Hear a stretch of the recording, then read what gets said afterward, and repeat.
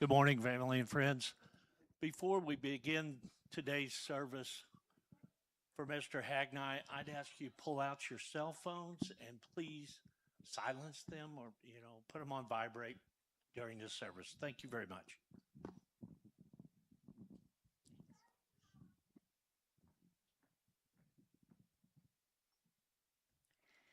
Dr. Richard Davis Hagni, 94, passed away peacefully in his home in Rolla, Missouri on February 10th, 2026.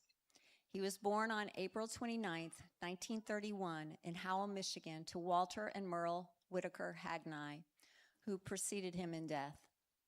He was also preceded in death by his wife of almost 70 years, Rachel Stutzman Hagni, his daughter Sandra Ostergren, and his sisters Elizabeth Ayala and Marcia Henriksen.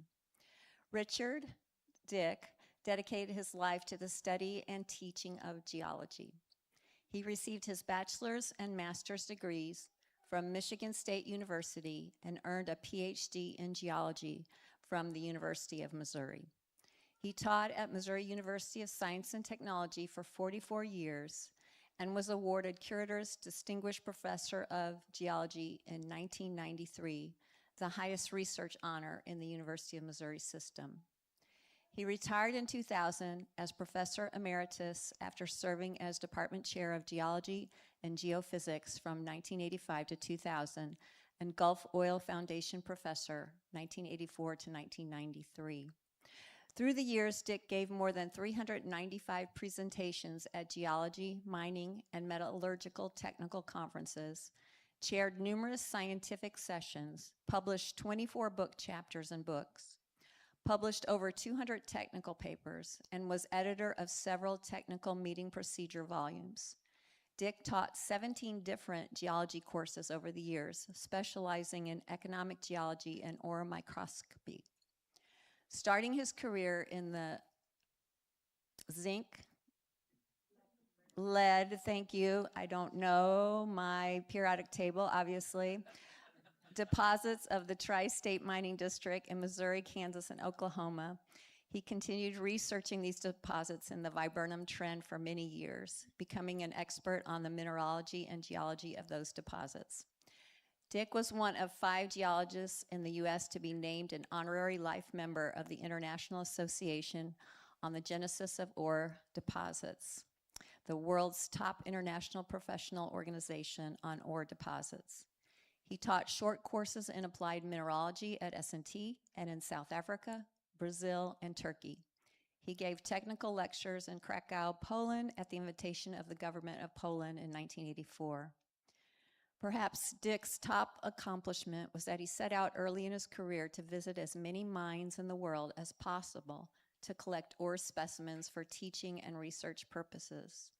This ambitious project involved visits to more than 500 mines located in 30 countries, and it provided unique, outstanding course and research materials.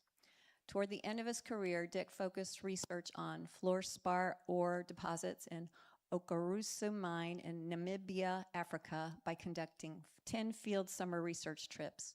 He continued researching and presenting technical papers at scholarly meetings for 20 years after retiring. Dick was a star athlete in high school, setting the single game basketball scoring school record, high jump school record, shot put school record. He participated in state finals in Michigan in high jump, shot put, high hurdles, and low hurdles. At Hope College, he played both football and basketball for 2 years before transferring to Michigan State. He continued to play basketball for many decades as an adult and was an avid fan of Rolla High School and Missouri S&T basketball. He was married to his high school sweetheart and love of his life, Rachel, for 69 and a half years. Rachel provided love and encouragement for him and held down the fort at home so that he could pursue his career. They had 4 children together: John, wife Brenda of South Carolina, Sandra, husband John Ostergren of Texas, Anne of Rolla, and David, wife Diane of Rolla. 8 grandchildren: Heather, Bianca, Justin, Stuart, Natalie, Jonna, Victoria, and Drew, and 12 great-grandchildren. Summers were spent in industry across the U.S., with his children joining him for field work and Rachel making it a home wherever his jobs took him. A great husband, father, grandfather, great-grandfather, brother, and mentor, a great man who will be missed here on earth, but is in heaven with his beloved wife Rachel and daughter Sandra. In honor of Dick's love of basketball, donations may be made to Grace Church Student Rec Center. And this time I think we're going to have some music from some of our worship team.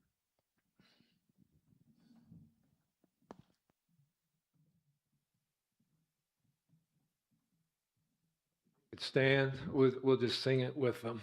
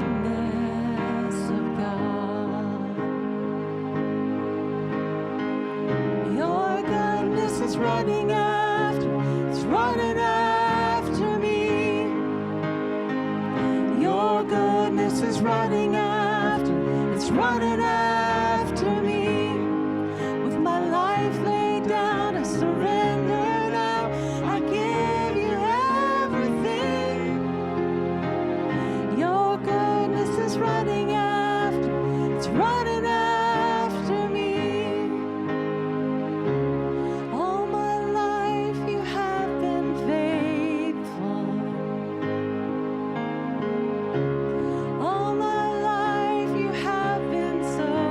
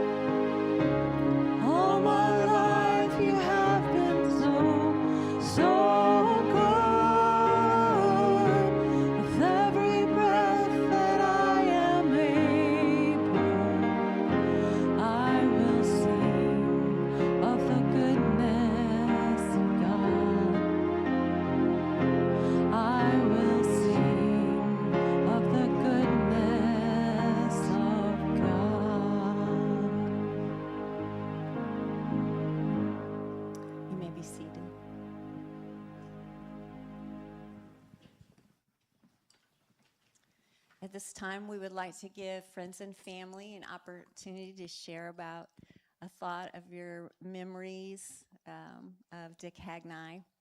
We are streaming this, so we're going to ask that you come forward and use the mic so that people that are watching are able to hear what you have to say. And then we will transition into the message for today. I will start by sharing a message from Professor Dr. Reggie Dominy from South Africa, who was close friends with both Dick and Rachel, and he sent this tribute to Dave, so let me read that to you, and then think about what you might want to share. I'm extremely saddened by the news of the passing of my great friend and mentor, Richard Hagni. Please convey our sincere condolences to the family. Dick and Rachel were such sincere, genuine people who had a lot of love to share with our family. They opened up their hearts, hospitality, and generosity to us. We have such fond memories of all the times we spent together. Dick spent a considerable amount of time doing research in South Africa and Namibia, and he would always invite me, together with a grad student, to accompany him. He had a great appetite for the outdoors, spending many hours in the field, on mine sites, and visiting game parks. God was kind in placing such beautiful individuals in our lives. They are forever in our hearts.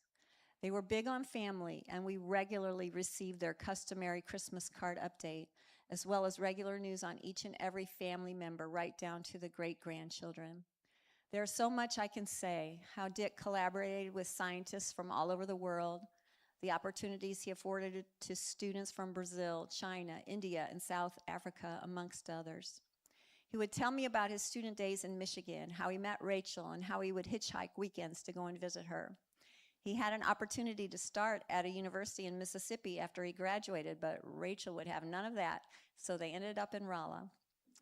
His passion for his subject discipline, and especially the intricacies of ore mineralogy on a microscopic scale, and his love for basketball. He especially enjoyed playing with the students, but later admitted that they were getting too agile for him. He was a gentle giant, humble and soft-spoken.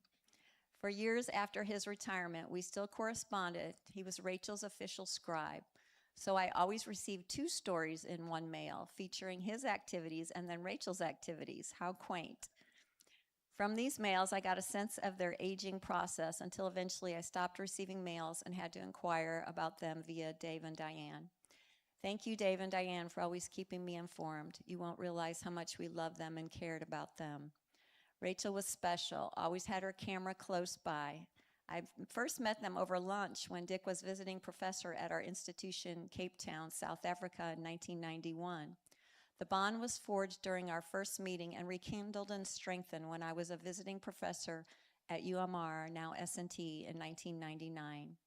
Rachel treated us like her own children, always buzzing around us to find out if there was anything we needed, introducing Rosalie, that's his wife, to her circle of friends and organizations in Rolla, and interacting as a grandmother would with her children.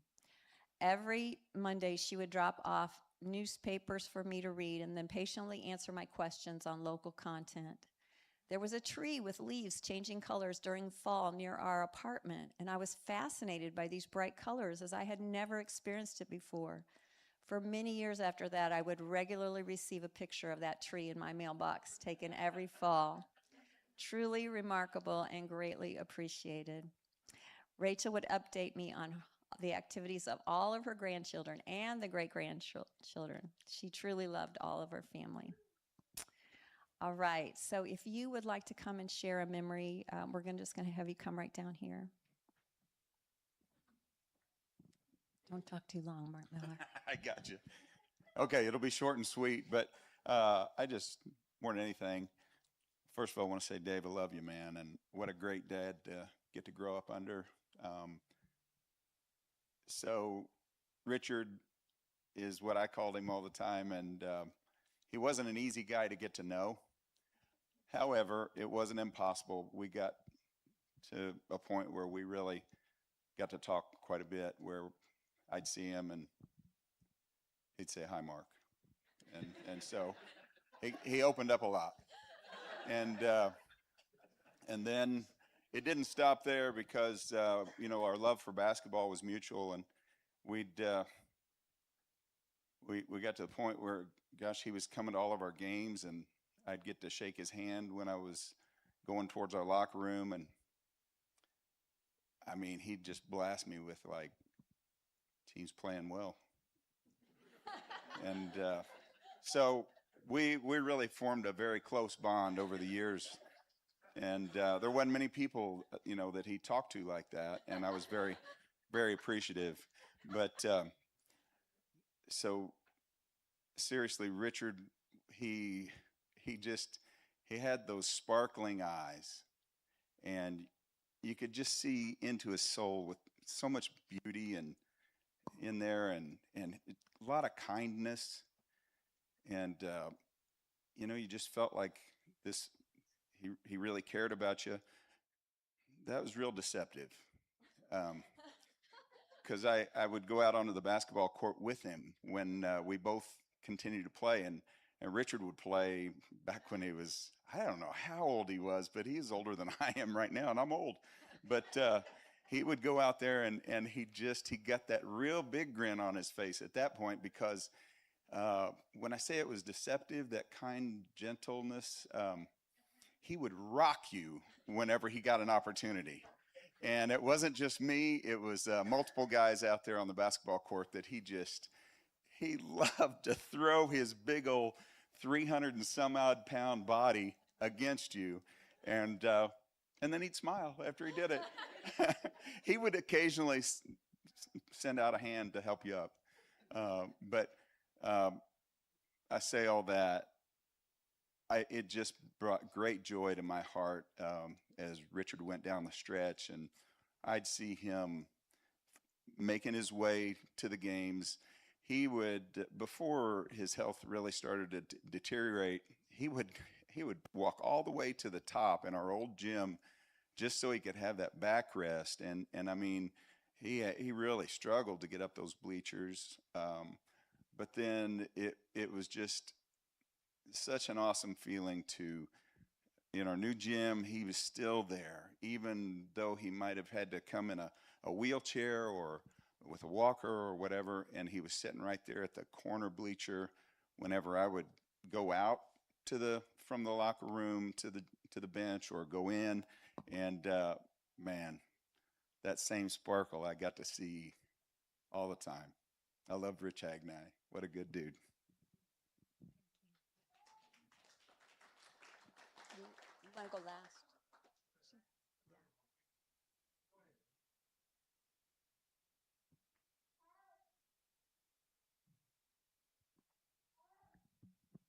Never a wheelchair. I bought him a wheelchair. He was never once in the wheelchair.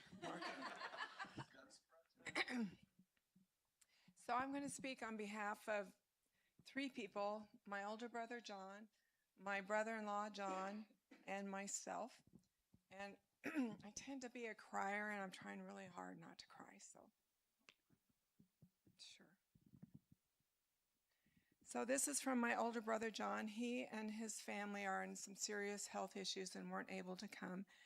And John and Brenda and Heather and Bianca, we love you.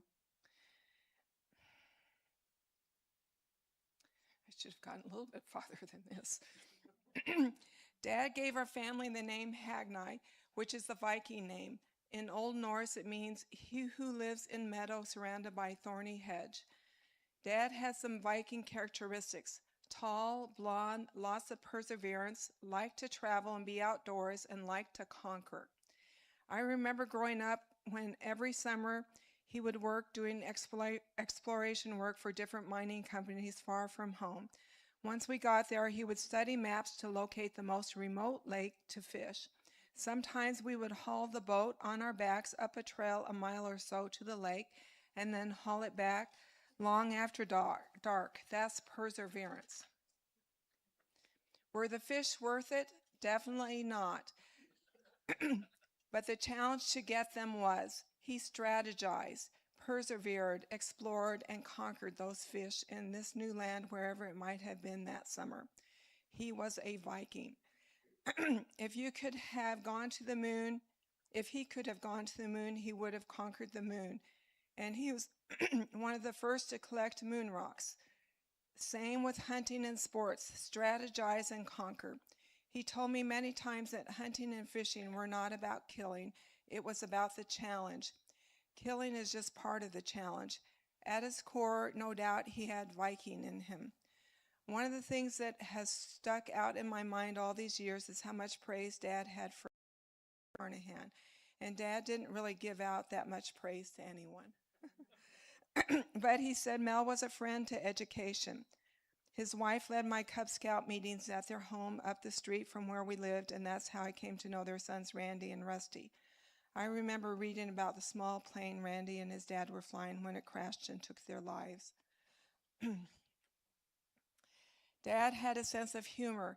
Every time the topic came up and I got the opportunity, I'd say, "When I die, just let me rot where I drop."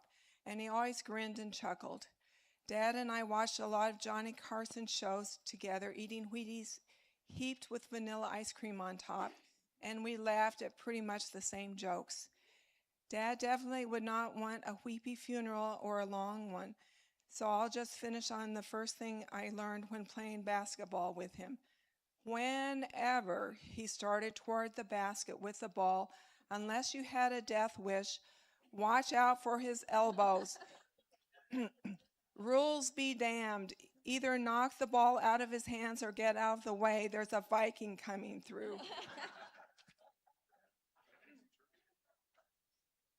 So this is from my brother-in-law, John Ostergren, and we love you, John and Justin and Stuart. My sister had passed away about a year and a half ago. Dick Hagni became my brother-in-law in 1985 when I was married to his eldest daughter, Sandy. Over time, he also became my friend. After my dad passed away in 2002, he came to feel like a second father to me. Sandy brought me home to Rolla for the first time back in the early 1980s to meet her parents and siblings. I was rather nervous and wanted to make a good impression. Dick and his wife, Rachel, were warm and welcoming to me, and I began to feel a part of their extended family right away. Of course, being a geologist that enjoys hunting and sports definitely helped. Dad and I frequently enjoyed visiting about family. Dick and I frequently enjoyed visiting about family, as well as shared interests and experiences. Over the years, Sandy and I would visit Rolla along with our sons, Justin and Stuart, to spend time with Dick and Rachel, Sandy's brothers and sister, and a slew of nieces and nephews. We would usually stay at Dick and Rachel's home, go out and spend a little time at the family farm, and stop by to see David and his family and Ann. We would also frequent eating establishments that were preferred by Dick and Rachel and attend church on Sunday. Each visit was a true down-to-earth family experience that I enjoyed very much. Dick was also very generous with providing me with a nice place to go hunting on his farm located near Rolla. In fact, I shot my first ever deer on his farm during a hunt that was expertly guided by his son, Dave Hagni. It was through a shared Christian faith, family visits, and hunting adventures that Dave and I became true brothers.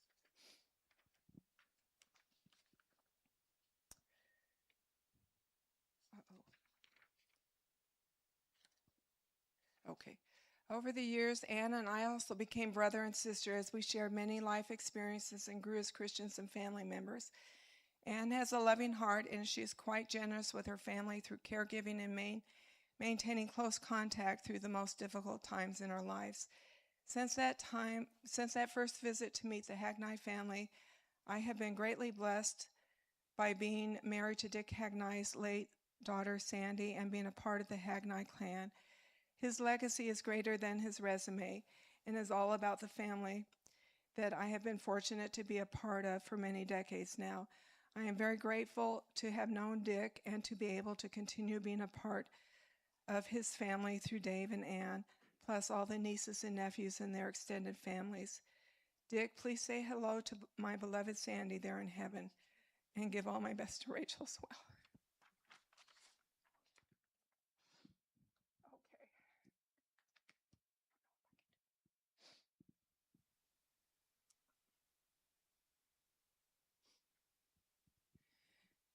So my dad grew up the oldest of 4 children, 3 girls, and he was the only boy in Howell, Michigan.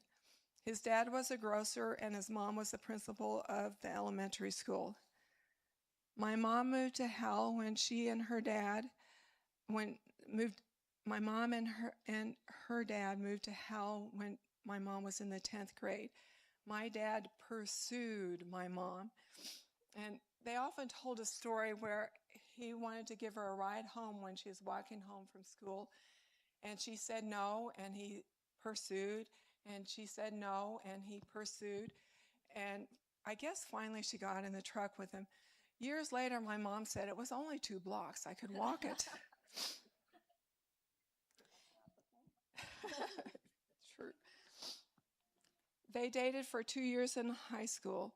My mom plucked chickens Friday nights for the Saturday morning farmers market, so she never saw my dad play high school football or basketball on Friday night, nor did she see him participate in track on Saturdays when she was at the farmers markets in the cities. Mom had always planned to go to college. Dad had always planned to play basketball.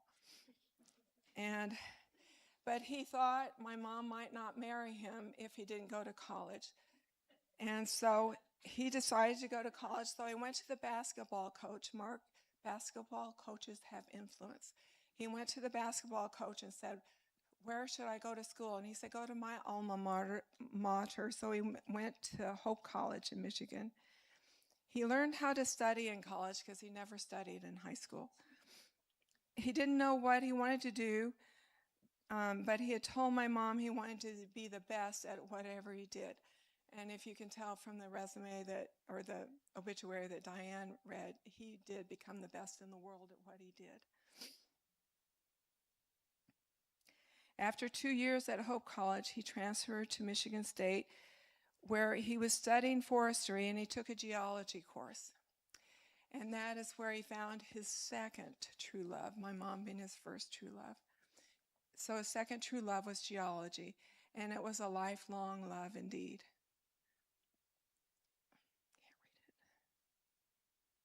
Because of his beginnings, he had a lot of empathy for students and really related to them and helped them.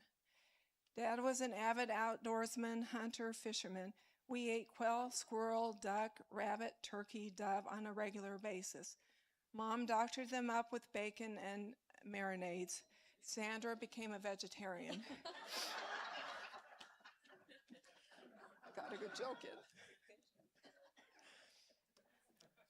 When I was about in the 3rd grade, Dad pondered what he could be doing with his girls. He had taught his boys how to hunt and fish, and my mom told me years later that he thought and thought and thought and thought, what could he be doing with his daughters? And then he just kind of threw up the towel and said, I'm going to teach them what I know. So he taught us how to hunt and fish. So we took the tinfoil pie pans, and threw those up, and we had BB guns, and he taught us how to shoot.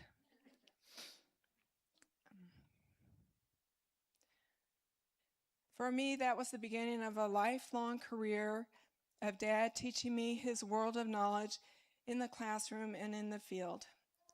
And my dad was an exceptional professor in that he uses summers to go out in the field and get hands-on experience, as you've heard about the mines and so forth.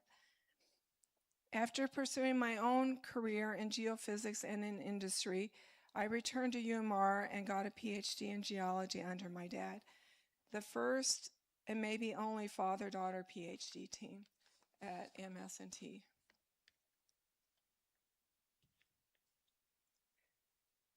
Over the years, he introduced me to technical meetings, publishing, proceedings, professional colleagues. We went on so many field trips together.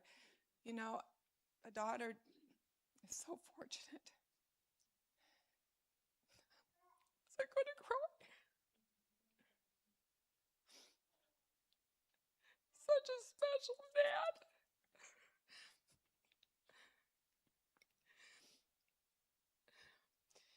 In his later, so he introduced me to so much, but in his later years, I introduced him to the Forum on Industrial Minerals, and some of those people are watching now. And so it was such a privilege to be able to introduce him to something. And he loved that forum. So they went to the forum goes to a different state every year. And the state geologist will take us around the state and teach us the geology. And it's a lot of field trips, a lot of hands-on. And we just had so much fun doing that. And then every so often we'd do an international trip. So we went to Jamaica together and we went to Scotland together. And those were just wonderful trips.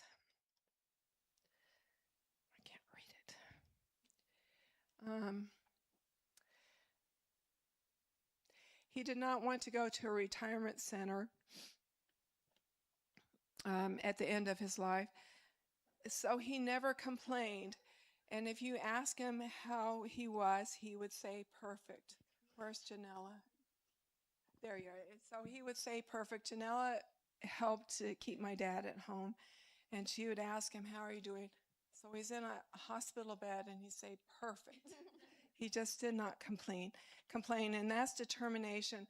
He couldn't have done it without me helping him, but I couldn't have done it without him. And he had such a good attitude, such a good attitude. And he did stay at home to the very end, and he knew his geology to the very end.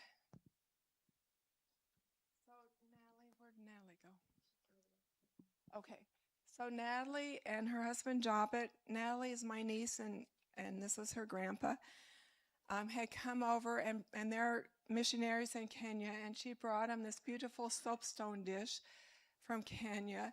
And she said, Grandpa, I don't know what soapstone is, but I thought you'd like it because soapstone's a rock. And my dad looked at me and he said, it's talc. So, and it is talc. And he knew his geology to the very end. And then the next day I held it up for him. I wanted to see if he still knew his geology. And this is a beautiful dish that's hand-painted with a zebra and a lion on it. I said, Dad, what is this? He said, it's a zebra.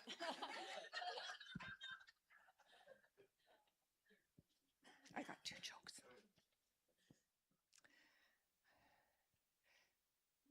What a man, what a great man, what a huge legacy he has left in his work, in his students, and in his kids, and his grandkids, and his great-grandkids.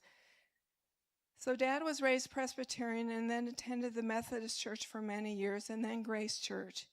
He knew who Jesus was, but it was really hard for him to give his heart to Jesus.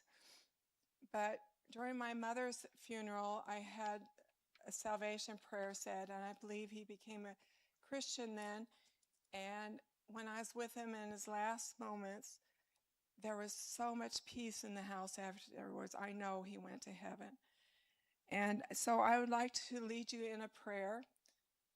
If you're a Christian, just go ahead and say it out loud. And if you say this with your heart and mean it, then you will be a Christian as well, and you will go to heaven as well. So if you would say very loudly, Jesus, come into my heart. I surrender my life to you. I believe you died on the cross and were resurrected 3 days later. I'm saved. I'm a Christian. I'm going to heaven. Thank you. And then my dad, my mentor, my hero. I love you, Dad.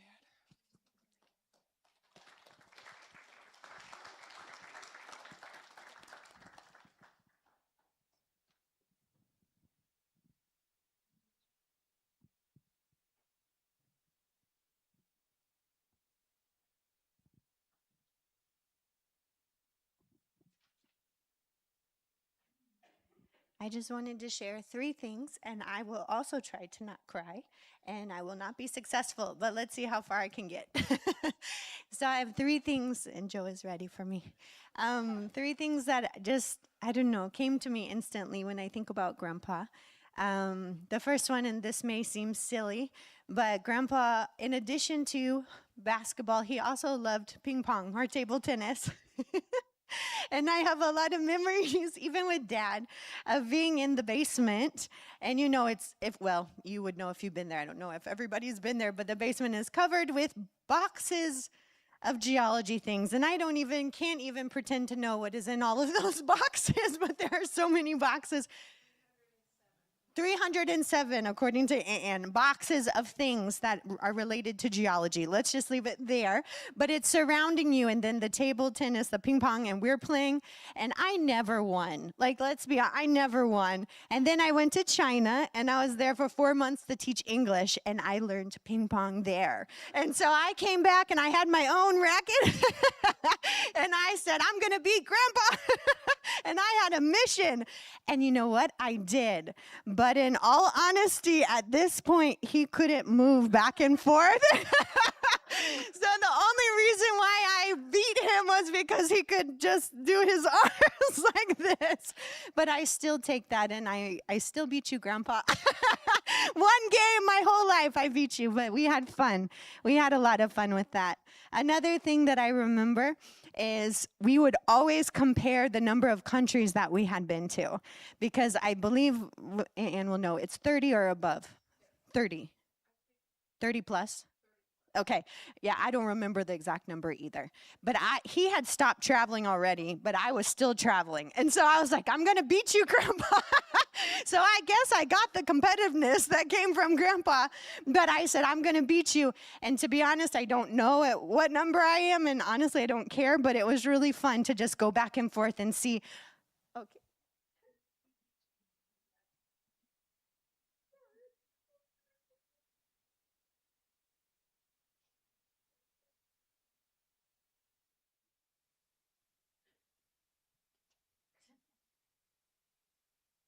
It was fun to see the countries we had been together, not at the same time, but just to have that time that he went first. I think almost all of them, except for the ones that obviously because he stopped traveling. But that was so special to have that together. And then the last one is a little bit funny. Memory. No, not funny, haha, like funny, interesting. But the memory I have of Grandpa, you know how big he is. And even though I'm the eldest, I'm the shortest of our family. And I just have this memory of Grandpa being here and me just coming up next to him, and he'd grab me and squeeze me. So it wasn't like a front hug, it was like a squeeze. And that's the picture and memory I have of Grandpa even until now. And I love you, Grandpa. I'll see you again.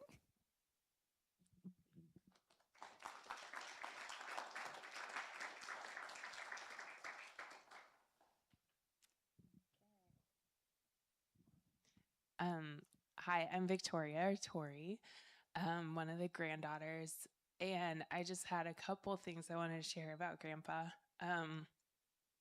Grandpa, I had a couple special times with him after I moved back home from college. I was in my early 20s, mid 20s, and there was a film festival that would happen at S&T, and they would have these sort of like avant-garde films, sort of foreign films, and Grandpa knew I loved films, so he would email me sometimes. He always communicated via email. He was big into the email. But he would write to me and he would say, you know, they have all these films coming out. Do you want to go see some? And I would be like, yeah, of course. And so I was like, how about let's just put a star by all the films that look good. Like, we'll look up the trailers, we'll see what they're about. Just put a star next to the ones that you like. And so we did that the first round, and he wrote me back, and it just had the list of all the films.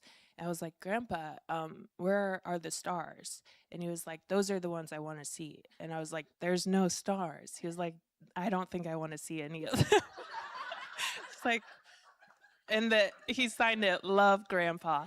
But so no, but we did end up going to some. I convinced him, and I just remember some wonderful moments in the car where he would pick me up, and one thing I just loved about Grandpa is he was such a learner. Like, he was so humble in the way that he just loved to learn.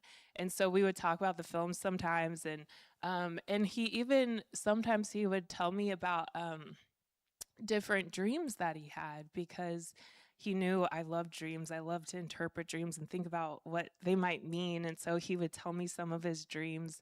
And I just love those moments like in my 20s where I just got to spend time with Grandpa.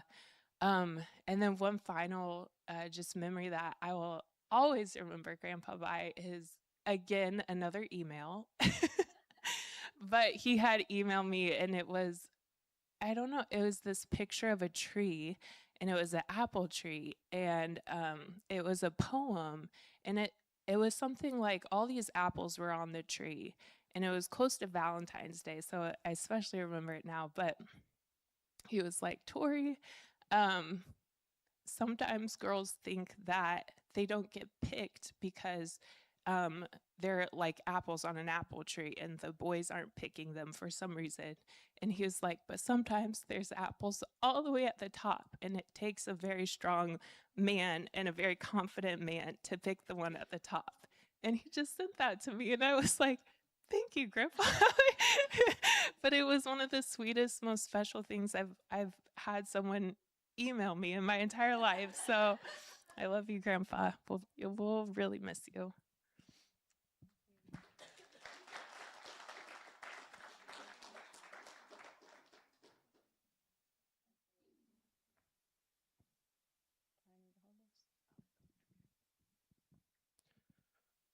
I'm Drew. I am grandson to Grandpa. I wrote some of this the night he died. So you ready, Joe? All right. Grandpa was always a sequoia of a man.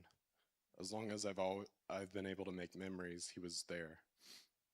As far as I knew as a kid, he really always had been there, like since the dawn of creation or something. Just quietly sitting and observing from the stands at one of my basketball games, or his seat at the cluttered kitchen table, or in his office studying rocks. He just always has been this huge, mostly silent, always kind presence, smiling from the perimeter. A curious question about one of my football games from years past lobbed my way so we could exchange a chuckle before resuming the quiet observation of our family. He was always kind to me and my sisters and to his kids as well. Knowing my dad's childhood, that was no easy task. Grandpa embodied what it means to be a Hagni man, and I owe so much to him for the trajectory of kindness that he set. He never needed to boast or prove his masculinity. He just was, and he remained gentle. I'm honored to be able to carry on his namesake and legacy, going on adventures and demonstrating what quiet strength looks like for my sons. I'm going to miss the sequoia that is my grandpa.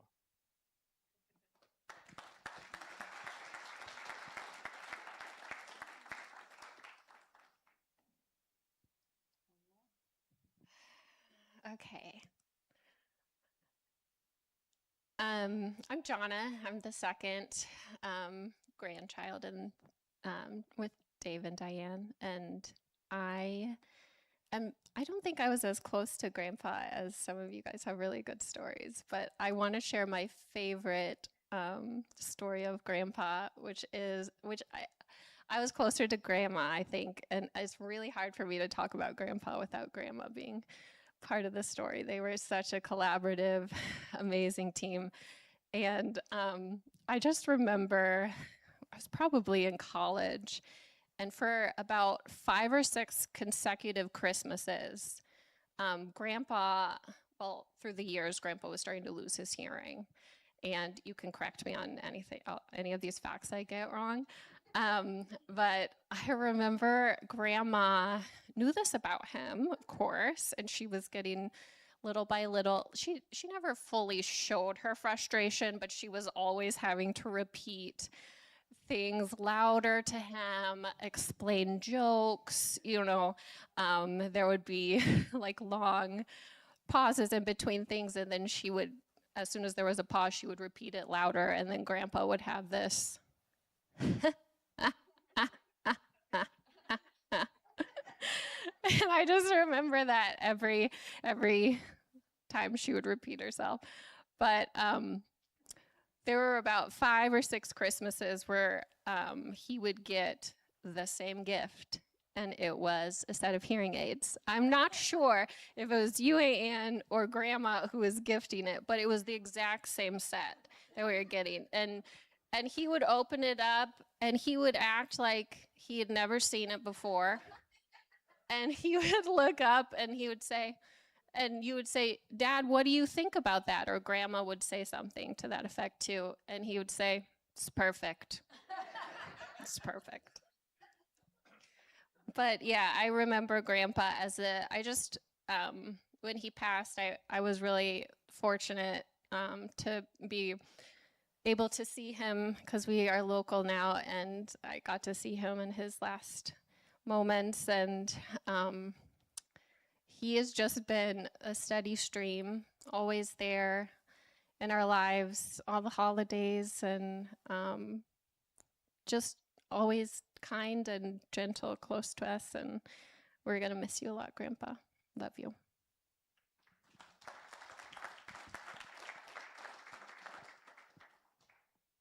Aren't you glad I don't have more children? That's all my children. Yeah.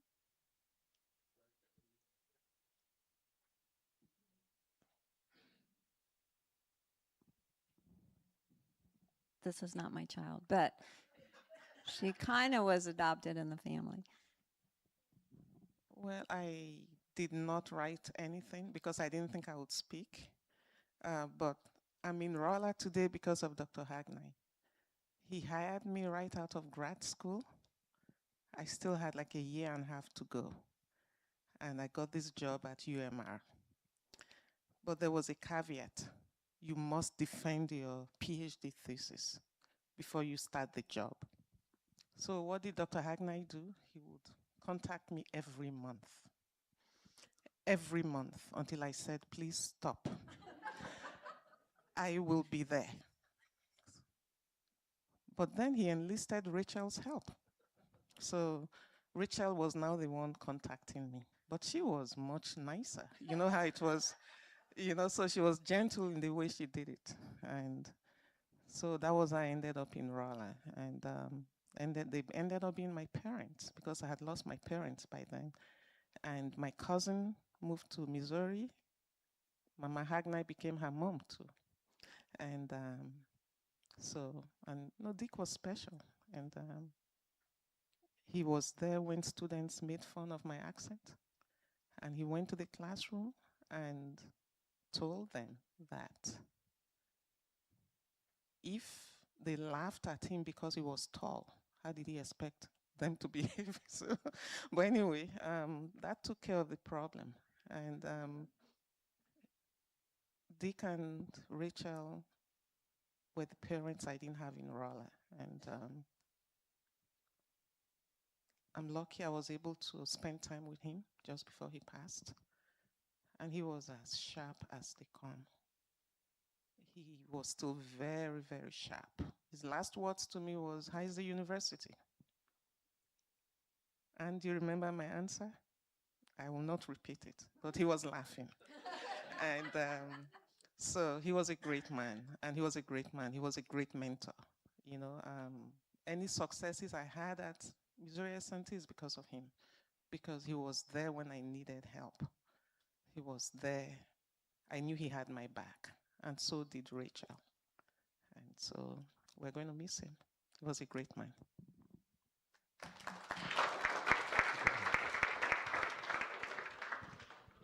You want to share anything, huh? Boy, could he eat. That man could eat. He had such, even up to almost the end, he could eat.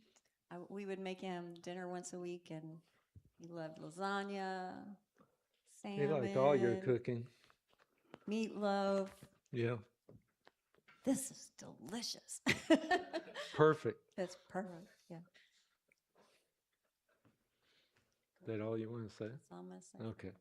All right, why don't we stand a minute? You've been sitting for a while. I'm not going to go very long at all. I just want to share a couple memories with you that um, I kind of have a different view of Dad. Everybody thought he was real quiet, but not with me. I mean, we would talk for hours and hours when we're fishing, when we're hunting, and back and forth from Woods and K Woods was one of the places we liked to hunt down St. James, and we'd talk all the way there, all the way back, and just had a blast together. Um, After every basketball game, there was a lot of conversations. And then when my kids came along, we would talk about my kids' basketball games and football games and their activities and things like that. It was just super fun being around Dad. And but I was different. I was the youngest, so um, I didn't get all the junk that the older kids get a lot of times from their parents. They're being really, and it's like they were so tired of parenting by the time I came along. It's like I got along with everything. I got away with a lot of stuff that they didn't get away with. And you can be quiet. You already talked today, so. But really, got a couple thank yous to give out that are so important. First and foremost is my sister. I call her Sister Saint Anne Marisa for what she's done for the last few years. Literally 24/7 care. I've never seen anything like it in order for them to live out their lives in their home. It was just incredible. So may God reward you in this life and the next chapter of your life, and it's going to be good. May God's peace just fill you with everything that you need. You've given out so much. It's time for it to come back into you now. So we're just believing that for you. And then, of course, there's going to be great rewards for you in the next life. And I'm going to be there in the front row, clapping for you. So proud of you and so thankful for you and love you. Okay. Bob and Grace, I don't know if they're here. They've been, in the last couple of weeks, just been extraordinary. Bob, really, for the last few months, with his crew, has put my dad and my mom's home back together after it got hit by the tornado, and doing that. And then Grace, his wife, even though she's struggling physically, she came and just came alive to help Dad while we didn't know much how to do this, and rolling him and changing him and all that kind of stuff that happens at the end of life. And it was difficult, but she had such great skill and care. I just want to say thank you, Grace. If you're not here, thank you for all that you did. And Bob, you were awesome, and we just appreciate you so much. Nandy Smith came over on the weekends, and sure appreciate what she did. And Janella, she's here in the house somewhere. Can you raise your hand real quick? Yeah, it's Janella back there. So thank you for what you did. She has skills in nursing, all of that. You just don't realize how important that is until you go through it. And I saw things I'd never seen before. But it was an honor to watch those people work. So thank you for your thoughts and prayers, everybody. Thanks for being here. I think most everybody told stories, first of all, that I'd never heard before, and other things I was going to share, but no need to since you all talked so long. But Do you want everybody to sit down? give them a minute more. I was going to talk about the song a little bit. Yeah, you can go ahead and have a seat. I was going to talk about the song a little bit that we sang. Thank you for the worship team. Well, that's part of our worship team that came. So thank you guys for coming. I know you took off work and whatever you had to do to get here. But one of the parts of the song was, I've known you as a father and I've known you as a friend. We're talking about God, of course, but I also knew Dad as a father, and I also knew him as a friend. So did Dan.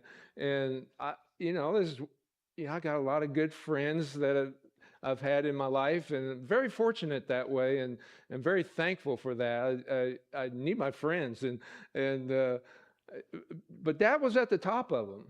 He man, I just loved hanging out with him. He was just a lot of fun, and I think about what it is to be a father, and obviously I'm a father and now a grandfather, and I know the disciplines that it's involved in that. And surely I needed some discipline when I was coming up under Dad, and he was kind, he was good, but man, he could spank. I mean, he. We don't need to get into that, but the thing about Dad is I just always liked him, just liked him. I always admired him. It was an easy relationship for me. It just, I could just remember some my earliest memories was we like was mentioned, we would travel in the summers, almost all of them. It seems like when we were little, we go to New Hampshire and Idaho for a couple summers, each of those.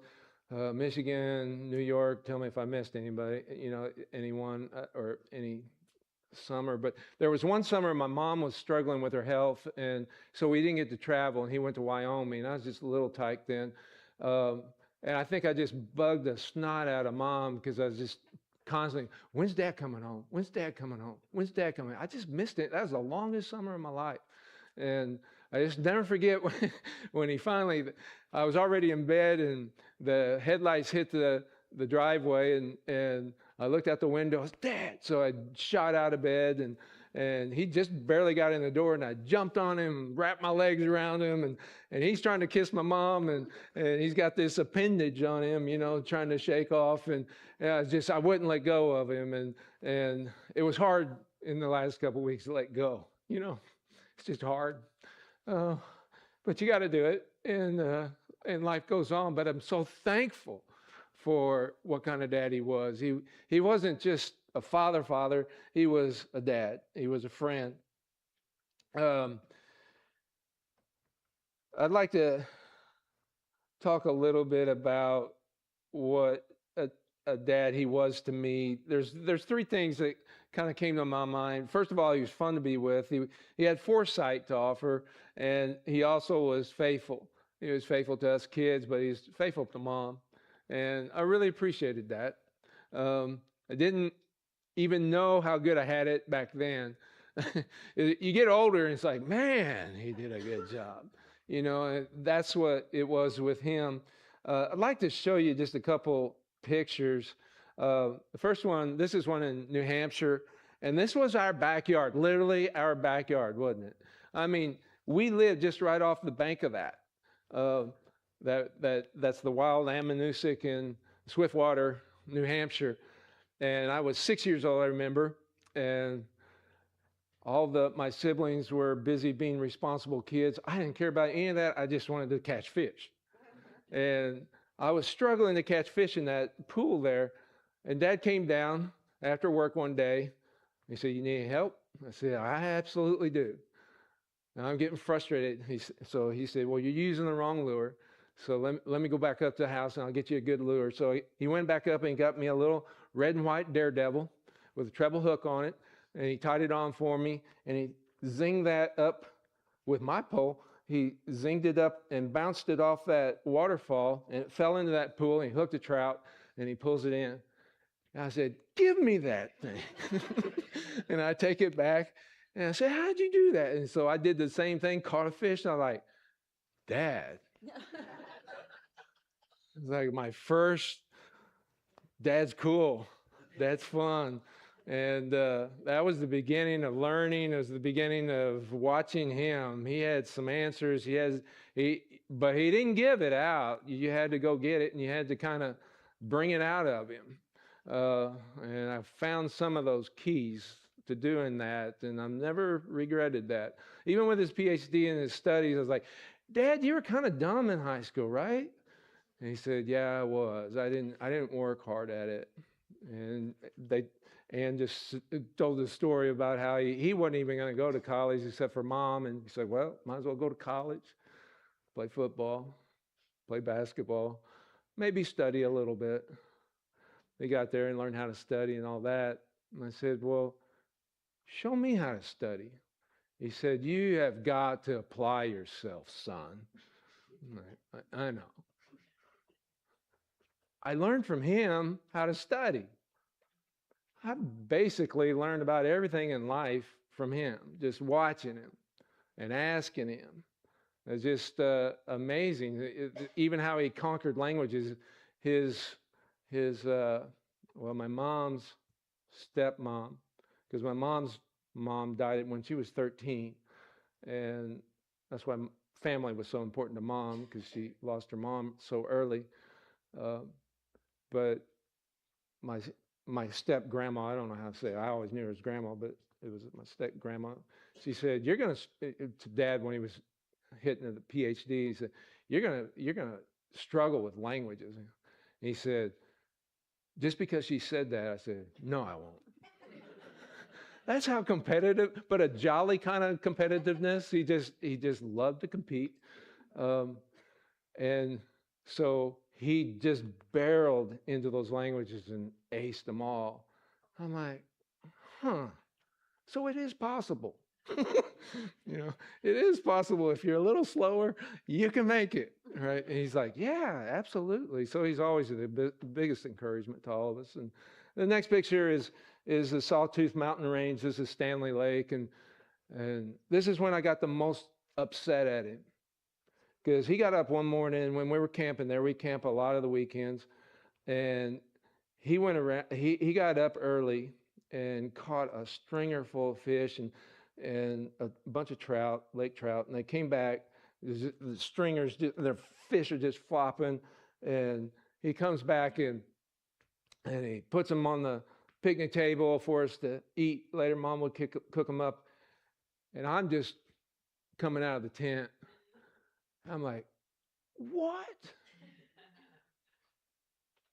You went without me? I was so mad. I said, don't ever do that again, Dad. Don't ever go without me. And he told me later, whether it was fishing, hunting, or basketball, he said, whenever I asked if he wanted to go, he said, you never said no. And I knew I'd have him with me everywhere I went.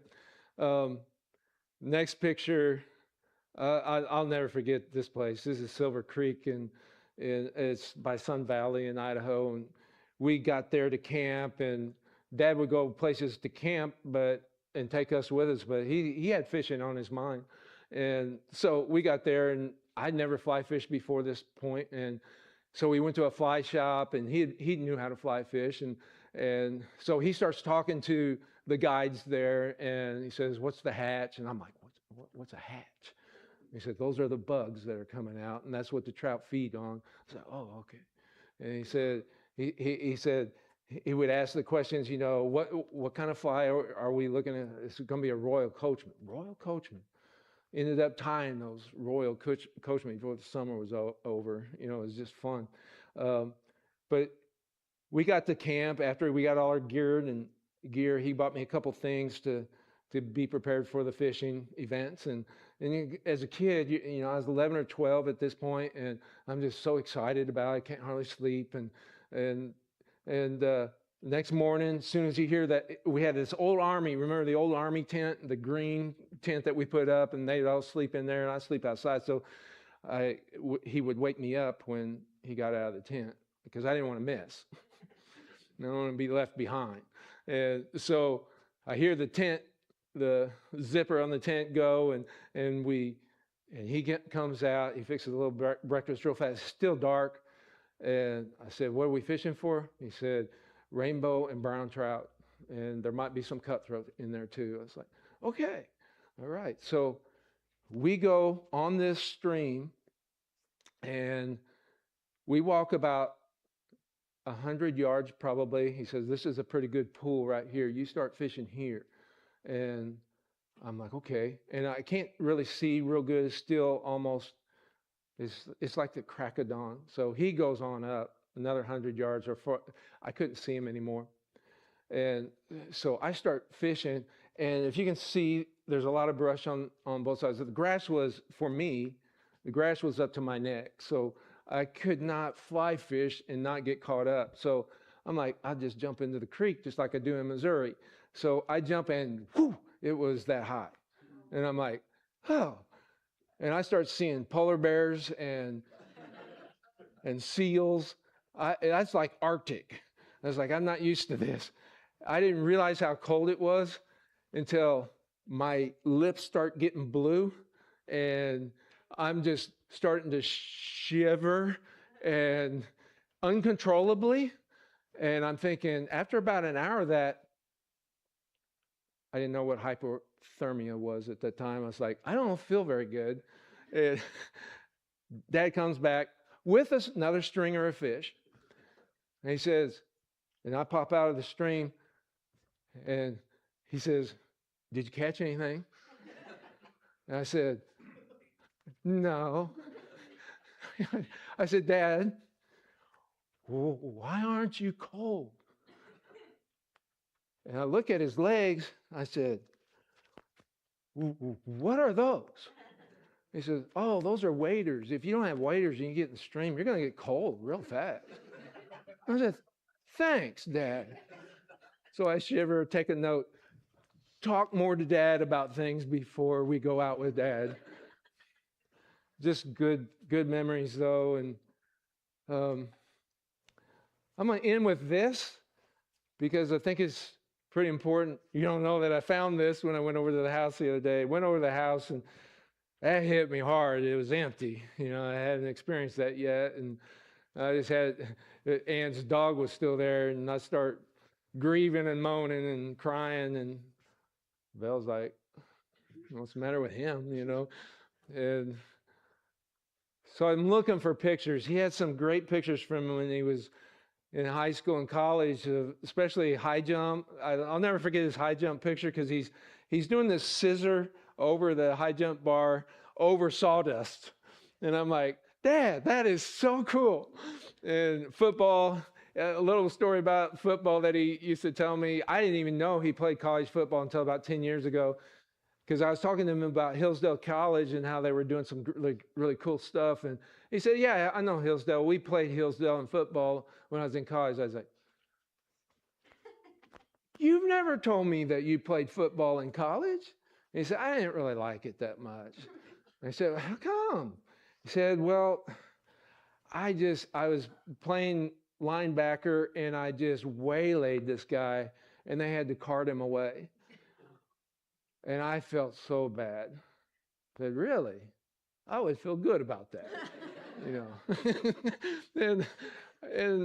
but he said that, what was I talking about? Oh yeah. And so I was looking I got her up here. So in case I started to melt down, but things are going pretty good. So I was in the house and I was looking for these pictures, and they had some great pictures of him breaking the records and stuff like that. And as a kid, I used to look at those all the time, and I said, I gotta find those pictures, and I couldn't find them. But I was looking at other stuff, and I came across Mom's diary, and it was when they were falling in love. Okay, now this is gonna get me. I typed it out so I could, because her writing is kind of faded over the years, but to be very blunt, I read this 5 times over the last few days because it was just therapeutic to me. I was like, this is just so great. I can hear their voices again. Is this all right? You guys want to go home, I'm sure. But let me see what I got here. Miller's like, this is the shortest message you've ever done. I was going to say, you're skipping a lot. Yeah, I just want to read this. So, like Ann said, Dad wasn't going to go to school except for Mom going to school. So they went to different schools. He went to Hope College on one side of the state. She went to Ypsilanti, Eastern Michigan State, or Eastern Michigan. And so this is dated June 3rd, 1950. Now, I wouldn't dare read this. They're kind of private people, and I wouldn't dare. Well, I say I wouldn't dare. I kind of snuck in there and read some stuff before, but wouldn't read it publicly for sure. But now that their legacies are what do you call that? In the forever. I thought I'd go ahead and share it with you guys that knew him. He said, so mom's reading this right after their freshman year, and they haven't got back to Howell, their hometown yet. And so she's got a couple weeks that she's waiting before she can get back to hometown. Dad hadn't got back yet. And so she writes these words. Why do I love him? Why do I love him on nights like this when I'm alone? Why do I miss him when he's not around?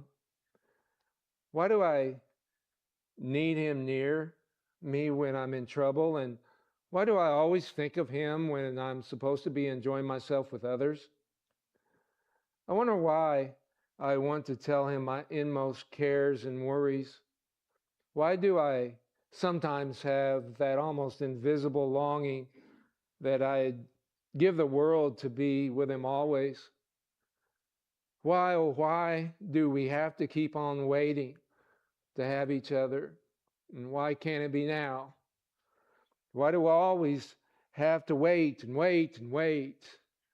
And maybe that's just the way it's meant to be. Perhaps it is better this way. But this forced strain is sometimes too much to bear.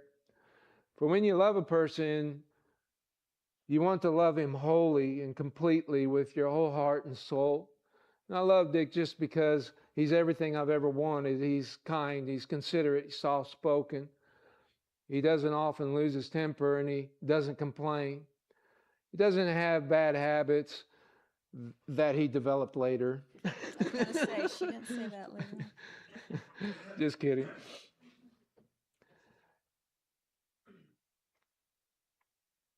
And he has a good moral standard.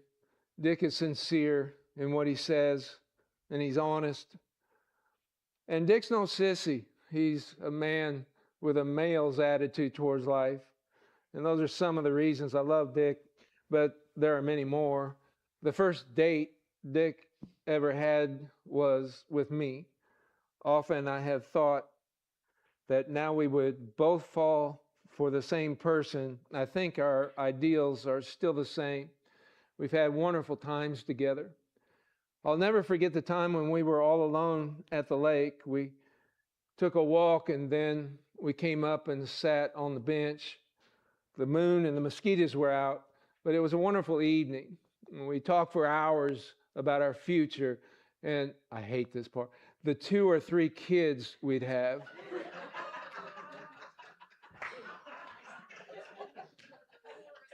I'm 4. And I'm thinking, I always thought that was a joke, but they were serious. Let's continue. We talked about our home and where we live. We talked about other things too, about how, although he's a lot bigger than I am, we never noticed a difference. Then after a while, we went in the house, and Dick stayed till quite late, for no one else was home. And the light Dick made for me was glowing. A lot of pleasant things happened that night.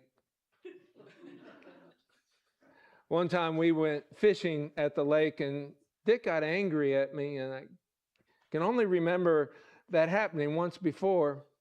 As we were getting out of the boat, I tripped over the line, I think anyway. I did something clumsily. I really still don't know what caused him to get angry, but many things probably went the wrong way. He didn't say anything, just kept silent. Well, we went back up to the house and started looking at Dad's biology books, and I guess we had something to eat. He was feeling better by the time he left. By that time, he was acting silly to cover up, I guess. We got to fooling around, and before I knew what had happened, I had made a big rip in his T-shirt. No wonder they didn't tell us about this. He left after a while, and he kissed me goodnight, so I knew most of the rough tide had passed over. The first time Dick told me he loved me was on our 4th date. That was the first time he kissed me, too. It was both our first kisses. They were cute little awkward pecks. but you should see how we've improved over the years. Go, Dad.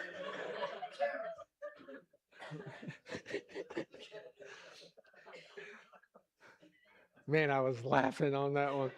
When he told me that he loved me, I told him that he didn't know what he was talking about. I didn't want to say that. I wanted to say that I loved him too, but I didn't think that it could be possible so soon.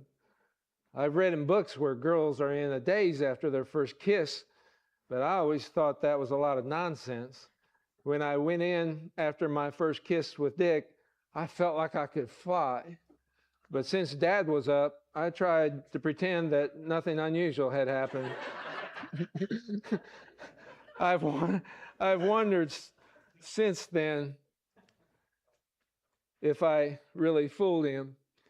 Dick and I have had hundreds of happy hours together, and we're looking forward to many more. That emotion just sneaks up on you. We've both been away at different schools for a year. I've missed Dick terribly much of the time. Sorry. Whew. I got it. And it has made me realize how much I really do love him. During this year, we've been out with other dates. Never can I help but think of Dick when I'm out with someone else. And as for me, I've never kissed another guy, and I don't believe I've made any great sacrifice. And I'm glad that I acted as I did, and I do not have a guilty conscience. I never asked Dick if he kissed any of his dates. I don't believe he did, but after all, that's his business and not mine. I'm sure he did what he thought best. This year has gone rapidly. I hope the future years of school will go just as fast. We still have at least 4 years to wait for each other. I have faith that we will be able to wait that long for each other, but it will be difficult. This love which has developed for Dick has been engraved so deeply into me that I'll never be able to forget it or give it up. So I'm going to pause here. They had a little bit of a rocky next year. We've heard some of the stories. Mom wrote about that too, but I'll spare you. But towards the end of their rocky sophomore year, still at different schools, she wrote this, and I guess Dad stopped being a knucklehead and realized what he had in Mom. And really, actually, that was real close to Mom's words. He was just, I think she said big head, about sports and all that kind of stuff. And it was getting to him. And so this was written March 31st, 1952. It's not very long. Last Thursday, the 27th, I got engaged. It was more wonderful than I ever imagined it could be. It was, well, just wonderful. I felt like I was floating with the angels. It was the happiest night of my life, and I'm sure of it.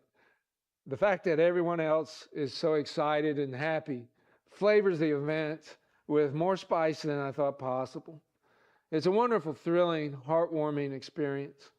The guy that gave me the ring, I want everyone to see him and know him because I love him so. He's grand. I love his faults. We saw the later years. And I love his masculine thoughtfulness, and I love him. Thank you, Mom. So do we. Dad, thank you for the joy, the wisdom, the difference you made in our lives. Mom and Dad, you'll always be in our hearts. And I've lost it, so I'm going to ask you to close us in prayer. Father, we just thank you that you gave these people into our lives, that we were privileged to know them. And we remember Dad Hagni right now. We honor him right now in the name of Jesus. Yes. Amen. There's been so much grace over Dad. I mean, I think about the woman that he married, how much She prayed for him. He would come home with migraines from school, and she'd just lay her hand on his head. The migraine would go. He just had so much grace over him, not just from her, but his stature. It was a gift. His strength was a gift. His humor was a gift. Everything about him was just, almost everything about him was a gift. And I think about that in his passing, that the grace of God has been over him even in his passing. I watch these nurses work, and I'm like, that's the grace of God right there. I'm just so thankful. And I'm sure he would, in his, where he is now, that he would like to give God thanks for the grace that he's given. And I think we could all share that with him, how much we're thankful for the grace of God. Could we stand and sing Amazing Grace? And then we'll be dismissed here in a minute.